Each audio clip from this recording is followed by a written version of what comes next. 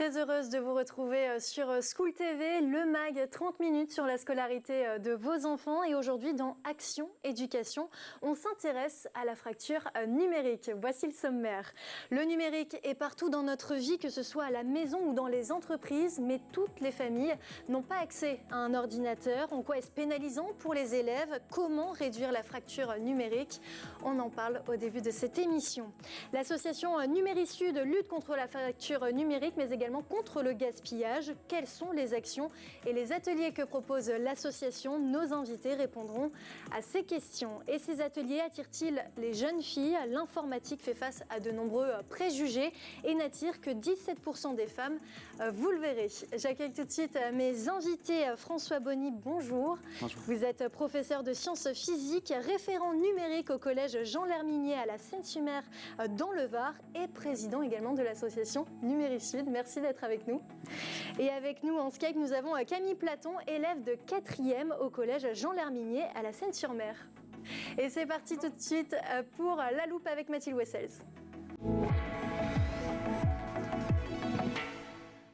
Bonjour Mathilde. Bonjour Irina. Alors avec la crise de l'énergie et pour réduire la fracture numérique, la solution aujourd'hui c'est de recycler les ordinateurs? Alors effectivement, c'est surtout une façon pour les élèves qui n'ont pas les moyens d'avoir un ordinateur de s'en procurer un. Et vous l'avez dit, la grande tendance en ce moment, ce sont les appareils de seconde main. Et c'est justement l'idée de notre invité aujourd'hui, François Bonny. Oui, tout à fait. Car si certains diront que les élèves pourraient éventuellement travailler sans ordinateur, ce n'est pas justement l'avis de notre invité. Pour lui, l'ordinateur est un outil pédagogique indispensable, notamment pour avoir accès à des logiciels de programmation ou de mathématiques et autres d'ailleurs logiciels.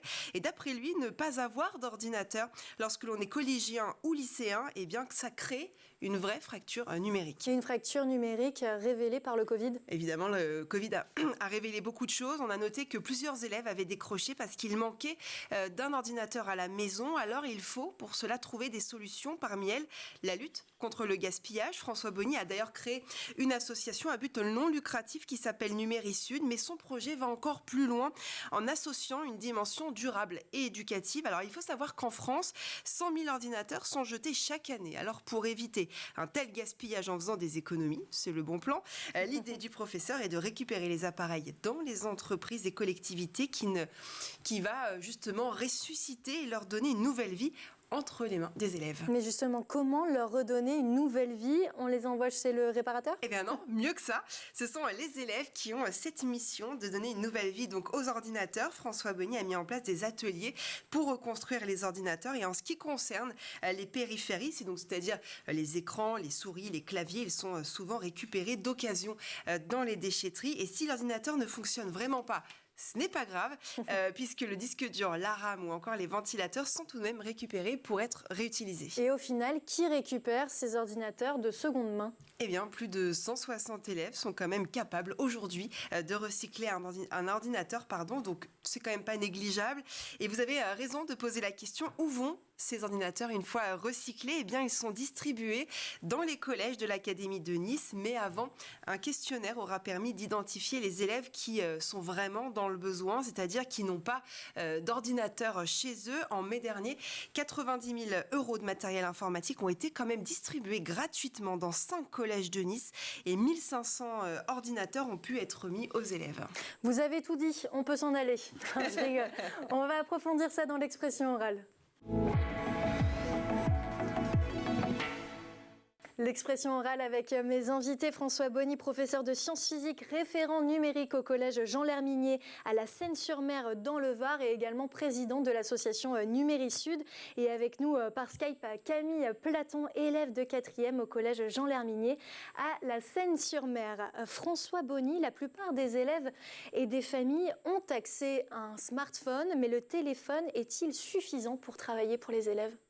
Eh bien, c'est toute l'idée. Je vais répondre tout de suite non, parce que je vous mets au défi avec un smartphone de générer un document, même un diaporama ou produire un texte, c'est très compliqué.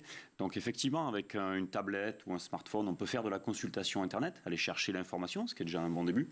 Mais par contre, pour tout ce qui est les logiciels pédagogiques pour les collèges, lycées, tout ce qui est production de documents, diaporama, tout ce dont a besoin un élève de collège et lycée, évidemment, ce n'est pas suffisant. Et on a à peu près 14% des familles françaises qui ne sont pas équipées d'un ordinateur fixe ou portable actuellement. Camille Platon, en quoi est-ce important pour toi d'avoir un ordinateur à la maison ou à l'école? C'est important pour travailler puisque sur le téléphone, on n'a pas accès à tous les logiciels disponibles sur les ordinateurs. Et c'est aussi important pour avoir une bonne connexion parce que sur les téléphones, c'est pas toujours le cas. François Bonny, c'est lors du confinement que cette fracture s'est ressentie? Oui, évidemment. Donc, comme dans la plupart des établissements scolaires en France, on a mis en place des cours en ligne. Et là, quand il a fallu faire des visios avec nos élèves, eh bien, ça ne marchait pas du tout. Et donc, cette fracture numérique qu'on soupçonnait, voilà, elle nous a sauté aux yeux. Et donc, effectivement, on avait les parents qui travaillaient des fois sur le seul ordinateur de la maison. Des fois, il n'y avait pas du tout d'ordinateur à la maison. Et on a des élèves qui ne se connectaient pas. Et on a les chiffres en pourcentage. Et ça a été très pénalisant pour leur scolarité. Justement, Camille Platon, tu avais un ordinateur à la maison pendant le confinement? Pendant le confinement, ma famille en avait un, mais on le partageait. Et maintenant, j'en ai un à moi. Oui, l'informatique en plus est partout, hein. Nous passons plus de temps même à écrire sur un clavier qu'avec un stylo. Même nous refaisons plus nos recherches en ligne qu'avec une encyclopédie. L'école se doit de donner la même chance à tous avec l'accès à la technologie? Mais bien sûr, ça commence de là. On doit sortir du collège et du lycée déjà avec des compétences en informatique, savoir saisir des textes, savoir faire des diaporamas. J'ai toujours l'exemple, par exemple, de l'oral du brevet, où on a des élèves qui arrivent, la plupart, avec une clé USB, avec un diaporama et sur lequel ils s'appuient pour présenter. Donc, c'est très important pour eux parce que c'est difficile de présenter l'oral du brevet devant deux profs. C'est très impressionnant. Et quand on a ces élèves qui n'ont rien, ils sont juste là, ils arrivent et ils ont un petit texte dans la main.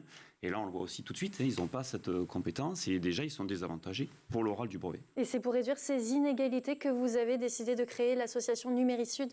Oui, alors, il y a plusieurs volets, effectivement. Donc, la première chose, c'est ça. On est parti de ce constat-là. On a aussi un volet, évidemment, environnemental et très éducatif pour l'ensemble des personnes qui participent, en se disant, on ne va pas gaspiller. Mais comment l'idée de récupérer les appareils jetés vous est venue? Alors, ça ne vient pas que de moi. Donc moi, je suis référent numérique de mon établissement et ça fait longtemps que j'essaie de me battre contre ça, de récupérer ces ordinateurs en fin de vie. Alors ils sont en fin de vie parce qu'ils sont sous des logiciels qui vont, on appelle ça l'obsolescence programmée, qui vont les faire ralentir, etc. Donc j'y reviendrai après. Nous, on les bascule sous Linux pour qu'ils marchent mieux. Et c'est un collègue de la Sainte-sur-Mer, du collège Paul Éluard, qui s'appelle Monsieur Livache, qui avait mis au point ce protocole Linux. Donc il a commencé il y a 2 ans à me montrer son protocole. Et depuis, on l'a développé, nous, pour l'industrialiser, l'améliorer. Mais l'idée venait de lui. Et donc, après, moi, je me suis dit, on ne va pas faire ça dans nos 2 collèges à la Seine-sur-Mer. On va essayer de le développer partout. Parce que la fracture numérique, elle est partout. Elle n'est pas qu'à la Seine-sur-Mer, évidemment. Et en quoi consiste ce programme? Alors, le Linux, c'est un logiciel... Alors, j'ai pas d'action chez Linux. C'est des logiciels qui sont libres de droit, un peu comme OpenOffice, par exemple. Et c'est des informaticiens qui ont développé ça. Et en fait, c'est beaucoup plus léger que Windows. Et du coup, un ordinateur qui, dans notre esprit de 5 ans, il est bon pour la casse, eh bien, en fait, non. Donc, on le reconstruit sous Linux. C'est un protocole qui est assez rapide. Avec 2 clés USB, un protocole. En 8 minutes, l'ordi, il est refait. Et en 8 minutes, il est basculé sous Linux. Et il va marcher comme au tout début de son fonctionnement. Donc, c'est une vraie seconde vie qui va durer plusieurs années avec ce système-là. Et vous avez eu l'idée de créer donc ces ateliers de recyclage. Ce sont les élèves qui reformatent un peu, qui reconditionnent ces ordinateurs. Pourquoi les élèves et à qui s'adressent-ils ces ateliers? Alors, on fait des ateliers dans les collèges et lycées, donc ça peut, contrairement à ce qu'on peut penser... dans toute l'Académie de Nice? Toute l'Académie de Nice. C'est pas uniquement des élèves de première NSI qui sont très performants en informatique. On peut avoir des petits sixièmes très motivés qui, à une époque, ont bricolé les scooters. Eux, ils bricolent les ordinateurs depuis qu'ils sont petits, donc ils sont très partants. Il n'y a pas besoin de grandes compétences pour faire ça. On a vraiment des protocoles à appliquer. Comme je vous le disais, je pourrais vous apprendre rapidement à faire ça en 1 heure ou 2. C'est vraiment très facile? C'est très facile. En fait, on a essayé de faire quelque chose de simple pour pouvoir l'exporter et le dupliquer. Voilà. Si c'était trop compliqué, qu'il fallait être un informaticien chevronné, on n'aurait pas pu développer ce projet-là. Donc, on est sur quelque chose de simple. Et donc, ça s'adresse à tous les collégiens, les lycéens, et puis pour l'instant dans toute l'Académie Nice. On verra après pour basculer un peu plus loin.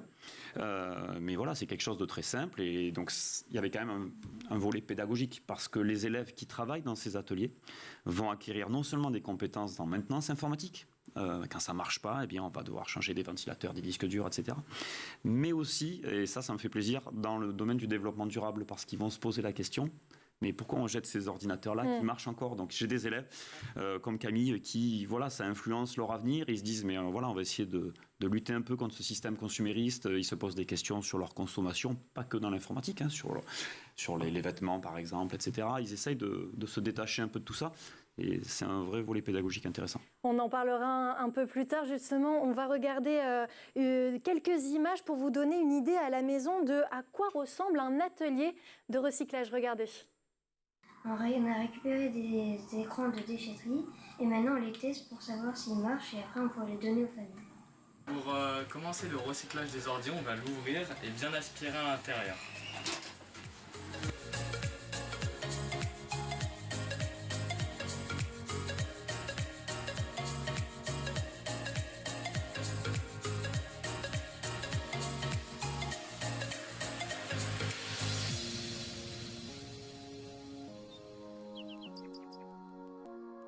Donc quand des pièces ne fonctionnent plus ou qu'elles sont cassées, on les remplace venant d'autres ordinateurs.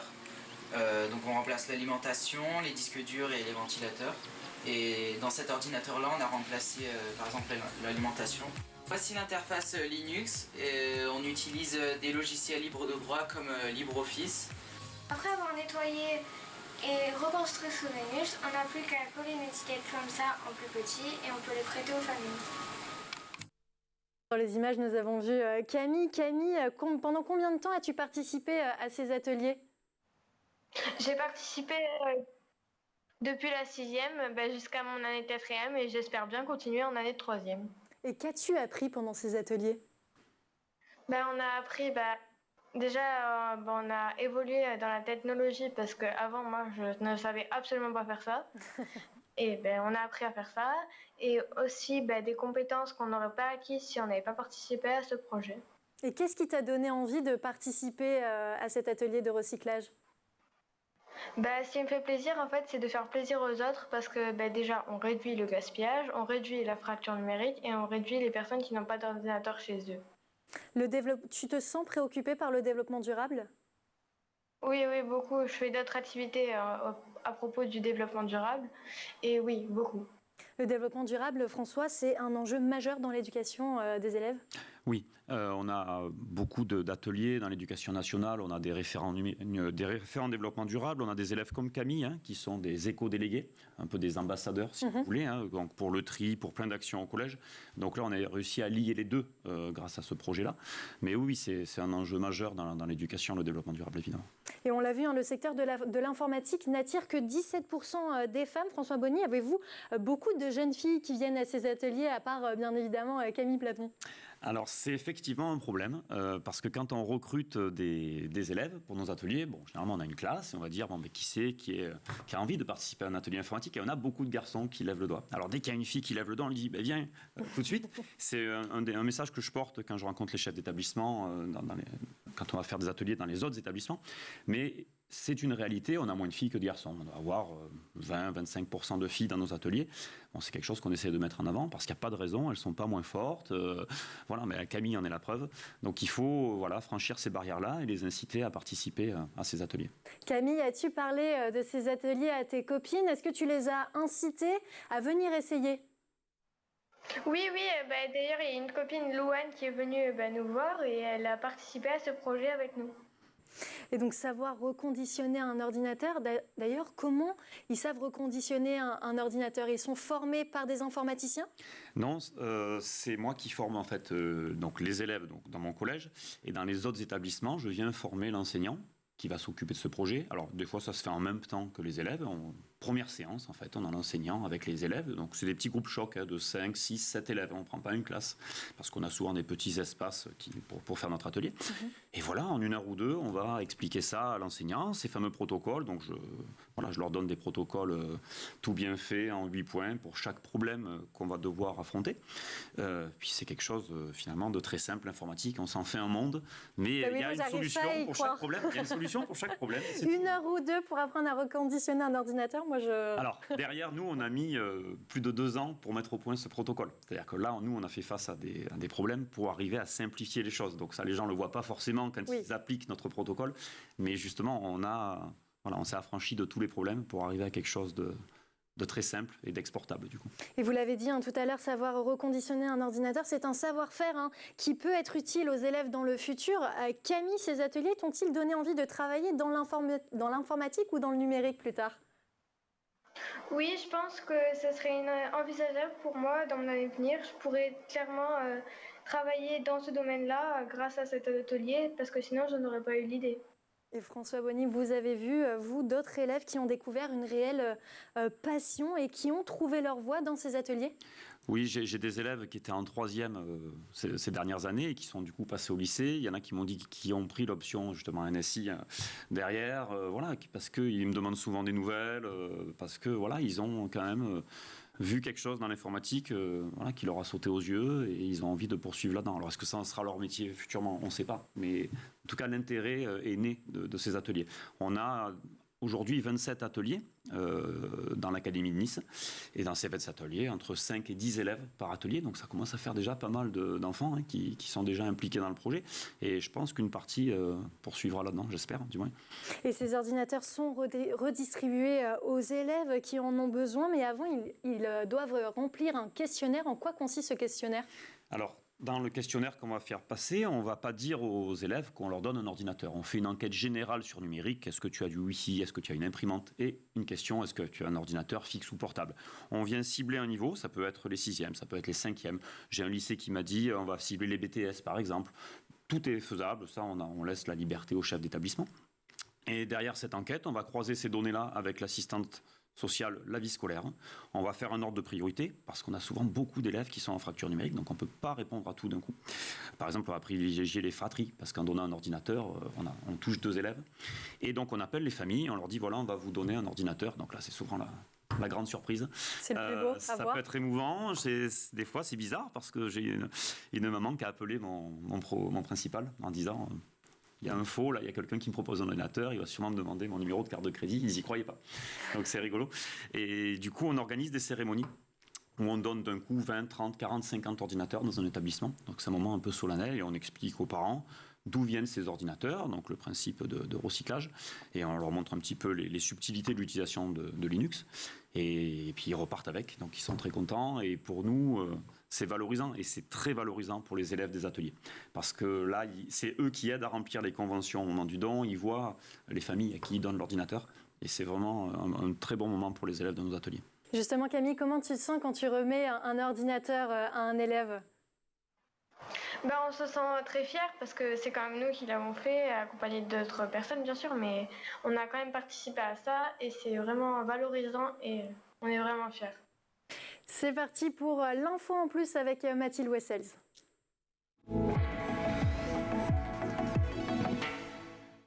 Et pour cette info en plus, Mathilde, vous allez nous parler d'une entreprise en Charente qui, au lieu de jeter ses ordinateurs, les a donnés à une école de la région. Tout à fait, il s'agit d'une entreprise spécialisée dans la distribution alimentaire qui a donné tout simplement du matériel informatique datant de 2010. Pas si vieux que ça, mais tout de même, pour beaucoup d'entreprises, ça commence tout de même à dater. À l'école Jacques Prévert, donc à Barbezieux, c'était une demande au départ qui venait de la présidente des parents d'élèves de l'école qui avait lancé un appel tout simplement sur Facebook pour tenter de trouver une solution justement à la déshérence dans laquelle se trouvait l'école. Et c'est Yannick Bosini, responsable du parc informatique de l'entreprise, mais surtout ancien élève de l'école, qui a eu l'idée de donner ces ordinateurs, d'autant qu'ils étaient en excellent état de marche. Une initiative qui, j'espère, devrait se généraliser en France afin de pallier à la fracture numérique et permettre surtout à tous les élèves d'avoir un ordinateur en état de marche. Donc Mathilde en a parlé, c'est une initiative qui vient des parents d'élèves. Justement, vous, comment les parents perçoivent ces ateliers de recyclage ? Bon, évidemment, ils sont très contents quand on les appelle et qu'ils reçoivent un ordinateur. Donc on a beaucoup de remerciements. Là, on n'a que des retours positifs là-dessus. Donc c'est même un ordinateur qui va pouvoir servir à toute la famille. Parce que voilà, on a beaucoup de familles monoparentales à qui on va donner l'ordinateur, des gens qui sont dans une situation sociale précaire pour le moment. Et donc, c'est un ordinateur qui ne va pas servir qu'à l'élève. Donc on est content de pouvoir aider ces familles. Et quels sont vos objectifs pour les années à venir ? Alors, cette année, sur l'Académie de Nice, on a annoncé plus de 1000 ordinateurs qu'on veut donner aux familles, donc de septembre à juin. Donc après, à voir la suite qu'on donnera à ce projet. Est-ce qu'on reste sur l'Académie de Nice ? ou est-ce qu'on bascule sur d'autres académies, voire Vous en France. pouvez vous développer sur votre académie? Notre concept, il est simple. On a des conventions, on a des protocoles. Voilà, on a essayé de mettre tout juridiquement parlant, faire les choses bien. Et derrière, voilà, l'idée, c'est de pouvoir le développer facilement. Mais après, c'est une question de personnes, de moyens, donc c'est pas facile. Ce serait possible de le développer sur toute la France entière? Ce serait possible parce que voilà, c'est un peu partout qu'on a ces ordis qui sont renouvelés dans les établissements, des profs motivés qui ont envie de changer les choses, des élèves comme Camille motivés, il y en a partout, dans tous les établissements. Je suis très bien accueilli aussi par les chefs d'établissement. Voilà, qui voient tout de suite le bien fondé de cette démarche. Donc il n'y a vraiment pas de souci. Si ce n'est, voilà, c'est des moyens humains et financiers quand même pour développer tout ça. Donc ça, c'est des points d'interrogation sur l'avenir, mais on va essayer d'y répondre. Camille, toi, tu comptes continuer ces ateliers l'année prochaine et encore plus s'il le faut? Oui, bien sûr. Si j'en ai la possibilité, j'hésiterai pas du tout. Et réduire la fracture numérique, c'est important en France, mais aussi dans le monde, notamment au Burkina Faso. Alors effectivement, au tout début du projet, quand on a commencé, j'ai été contacté par une association et voilà, donc eux, ils prenaient en charge le déplacement des ordinateurs et donc on a réussi à créer une salle informatique d'une 15aine de postes dans une école d'orphelins au Burkina Faso. Donc ça, il y a aussi des possibilités. De toute façon, tout est mieux que jeter ces ordinateurs. Donc n'importe quelle solution sera bonne. Donc là, maintenant, on met la priorité sur les élèves de l'Académie de Nice, mais des ordinateurs que je récupère hors éducation nationale. Il y a beaucoup d'entreprises privées qui nous donnent des ordinateurs. Donc là, oui, on a des options. Ça peut être même fait dans nos ateliers. Voilà, les options, elles sont vraiment très nombreuses et il y a beaucoup de choses à faire. Et votre projet a également été retenu pour représenter la France à Prague. Expliquez-nous ce moment. C'est un festival qui s'appelle Science on Stage. Donc, on a des projets français innovants dans le domaine de la science. Donc, je n'étais pas tout seul. On était une dizaine d'enseignants. Et voilà, ça a été sélectionné. On a eu droit à un stand Numérisud à Prague. Donc c'était un très bon moment, puis de partage avec beaucoup de profs européens qui venaient de tous les pays et des profs extrêmement impliqués avec des idées novatrices, surtout en maths, physique, SVT. Et c'était un bon moment et j'ai pu faire des rencontres importantes aussi pour l'association. On a eu de très forts soutiens qui nous permettent de maintenir notre activité, de nous développer. Et Camille a participé à ce projet? Non. Là, c'était quelques jours, c'était 4 jours à Prague en mars. Et par contre, Camille, suite à ça, il y a une conférence CSR Europe qui s'est faite en visio avec Bruxelles. Là aussi, il y a eu des répercussions. Et Camille a participé, elle a parlé en anglais pour témoigner de son engagement dans les ateliers Numérisud. Alors, comment c'était cette conférence, Camille? En anglais, en plus? Oui, c'était bien. Oui, j'ai parlé en anglais. C'était assez bien parce que je pense qu'ils ont réussi à me comprendre. En tout cas, j'espère. J'en suis sûre. C'était vraiment... On a parlé justement du Burkina Faso. Est-ce que la fracture numérique, votre projet, s'est principalement tenu qu'au Burkina Faso ou ailleurs? Non, là, ça a été une occasion qu'on a saisie pour faire ça au Burkina Faso. Mais là, on se concentre vraiment sur les élèves de l'Académie Nice. On a fait beaucoup les collèges-lycées. Peut-être qu'on aura l'occasion de faire les écoles primaires. Ça, c'est une question qui est en débat. On verra, on va en parler aussi. Mais voilà, la fracture numérique, elle est partout. On a déjà suffisamment à faire. Après, on a souvent des problèmes de transport aussi parce que c'est des volumes importants. Il faut imaginer, au collège Herminie, on a donné 55 ordinateurs. Il faut imaginer ce que c'est 55 ordinateurs avec les claviers, les câbles, les souris. C'est quelque chose d'important. Donc, imaginez envoyer ça à l'étranger à grande échelle. Ça pose aussi des problèmes logistiques, de développement durable. Donc, peut-être à long terme, mais là, on va se concentrer déjà sur... Et en France, vous y arrivez justement à transporter ces ordinateurs? Voilà, donc j'ai des entreprises qui m'aident. Moi, je fais beaucoup de kilomètres aussi, je loue des camions. Et donc, avec ça, j'arrive à faire pas mal de... parce que j'ai des entreprises qui m'appellent de partout. Suite, justement, grâce comme à des plateaux télé comme aujourd'hui. Donc, c'est un projet qui a un fort écho médiatique et les entreprises qui se disent, nous, on ne veut pas jeter nos ordinateurs, on cherche des associations comme vous pour les donner. Et moi, je peux pas laisser, on me dit j'ai 100 ordinateurs à jeter, tant pis, je prends le camion, mais si je dois faire 1000 km, je l'ai fait parce que on en a tellement besoin, nous déjà dans l'Académie Nice, que tant pis, il faut le faire. Et justement, vous vouliez remercier vos partenaires. Alors oui, donc déjà le projet il est soutenu par 3 principaux partenaires que sont la région Sud, le département du Var et des Alpes-Maritimes. D'ailleurs, on colle des étiquettes comme ça, de la région Sud, du département sur les ordinateurs parce qu'on a un vrai travail collectif et il y a un vrai soutien financier parce qu'il y a des frais. Vous ne faites pas ça seul. Voilà, il y a des frais, que ce soit par exemple un box, de stockage. Quand je loue des camions, donc il y a quand même des frais importants. C'est pas non plus rien. Donc là, je remercie vraiment déjà ces partenaires financiers. Il y a l'Académie de Nice, que je remercie ici vraiment parce que ils me déchargent de cours pour pouvoir effectuer cette mission. Donc c'est un investissement financier très important et ils me font confiance. Donc ça c'était vraiment un partenaire indispensable que l'Académie de Nice et donc au-delà de l'éducation nationale. Et puis derrière, j'ai des partenaires privés, comme la société Téminis, qui est basée sur Paris, c'est du consulting informatique, qui va nous aider à acheter un fameux camion pour pouvoir nous déplacer plus facilement. Et Lysetic, c'est une entreprise aussi qui loue des ordinateurs sur Toulouse et qui va nous donner beaucoup d'ordinateurs, notamment des ordinateurs portables qui ont moins de 3 ans. Donc ça, on va pouvoir faire un vrai partenariat et développer encore plus notre projet et aider toujours plus d'élèves. Eh bien, merci beaucoup à mes invités. François Bonny, professeur de sciences physiques, référent numérique au collège Jean Lherminier à la Seine-sur-Mer dans le Var et président de l'association Numéricud. Et merci à toi, Camille Platon, d'avoir été avec nous. Tu es élève de 4e au collège Jean Lherminier. On te souhaite plein de bonnes choses. Merci à vous, Mathilde Wessels, et merci à vous de nous avoir suivis. On se retrouve bientôt sur School TV.